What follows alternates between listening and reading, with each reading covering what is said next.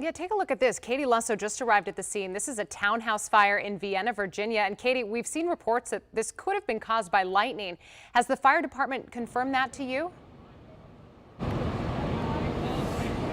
Yeah, well, I can tell you that one of the people who live in these homes, they're the one who actually called 911 and said that they thought their home had been struck by lightning, that the attic was filling up with smoke. Well, it does appear that that may have been the case. Obviously still under investigation, but right now firefighters believe 2 of the townhomes, each of the townhomes on the end of this little strip right here, were struck by lightning. Now I want to bring in Battalion Chief David Bentley. I know you guys got here, about 2 hours ago? Talk to me about what you arrived to here on Madrillon Court. Yeah, we arrived here shortly after 3 p.m. to find fire actually showing from the attic of the farthest unit, and crews went to work immediately, and then we discovered that there was an additional fire coming from the townhome on the other end of the row. So we believe it was 2 separate lightning strikes on the same row of townhomes. Crews went to work aggressively, started putting water on the fire immediately.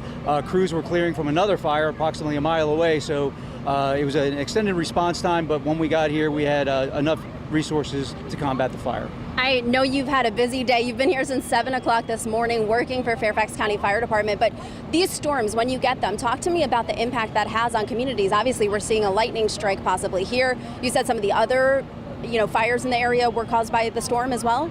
Right, exactly. When the storm system actually rolled through, we had multiple reports of houses and other objects, trees, telephone poles hit by lightning, and the dispatchers get overwhelmed, the dispatch center gets overwhelmed. That depletes our resources and makes our response times to fires definitely extended. So I know we're all keeping you guys in our thoughts tonight because I'm sure it's going to continue to be a busy night. A little bit more about this fire, though. You said that all of the homes do have residents. What is the status of the people who live here? Any injuries? There were no injuries to any residents. 1 firefighter was transported for a minor injury to Fairfax Trauma Center. Okay. Is he going to be okay? Yes, he's going to be okay. It's a laceration to the hand. He's over there getting stitches right now. Okay, good thing to hear there.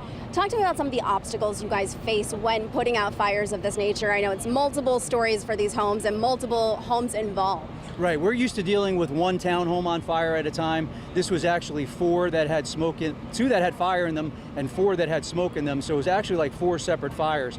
So we had to call for a second alarm, get a lot of personnel here, put units into personnel into each unit, and check for fire and smoke damage, and also search for anybody who might be lost or trapped inside the buildings.